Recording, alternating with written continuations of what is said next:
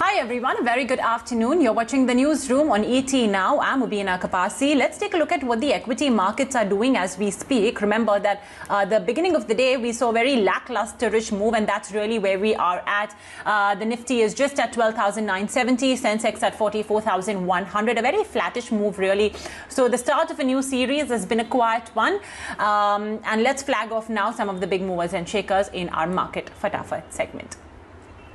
Well, first up, got to talk about the auto stocks, because despite the fact that we are seeing quite a quiet move on the benchmarks, take a look at Tata Motors, Bajaj Auto, MotoCorp. All three of them are seeing gains of anywhere between 2 to 4%. Interestingly, this is also, of course, coming in ahead of, the November sales data. The key question is that will that momentum of demand that we saw, the increase in sales of auto vehicles that we saw, especially in September and October during the festive season, continue in November as well? That's going to be key. And I think we should be seeing the numbers released in the next weekend across Mondays, Tuesday and Wednesday. So ahead of that, massive momentum being seen. Remember, Monday as well as a holiday, so the street is already, sort of taking into consideration the fact that we'll have auto sales when trading opens on Tuesday. Let's move on now and talk about another pack that's buzzing, and that's got to be the gas stock. So take a look at IGL, MGL, 12 and 13% higher. Even a stock like Gujarat Gas is doing extremely well after that notification from the PNGRB to simplify the whole gas distribution bit. We had Mr. D.K. Saraf as well, the PNGRB head, who came on the channel and essentially spoke about how this will help in decreasing gas prices as well for consumers. So it's an interesting one at that. And all of these stock prices are seeing a massive momentum. Gas distribution firms rally after that big boost coming in from the PNGRB.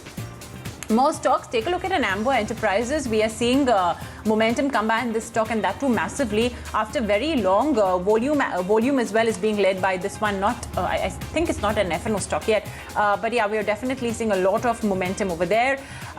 Tube Investments is the other stock I'd like to flag off. Remember that we at ET Now have been speaking about this one since some time now, and now we have the news that HDFC Mutual Fund, or specifically HDFC Small Cap Fund, they have sold around 23.5 lakh shares in Tube Investments, and the Small Cap World Fund has purchased some shares at 841 rupees. So that is the focus point.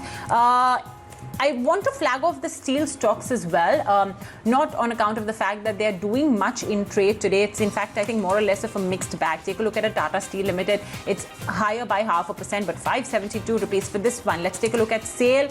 SAIL is as well higher by 4.7% though.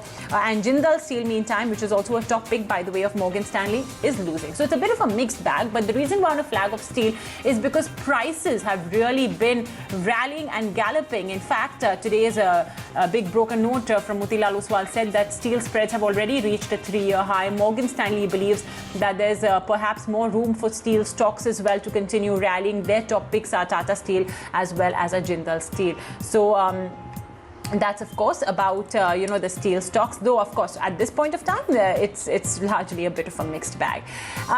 So Realty gaining over 3%, Media gaining 2.5%, the small cap index as well doing extremely well, but the Nifty and the Sensex are a bit skittish today in trade.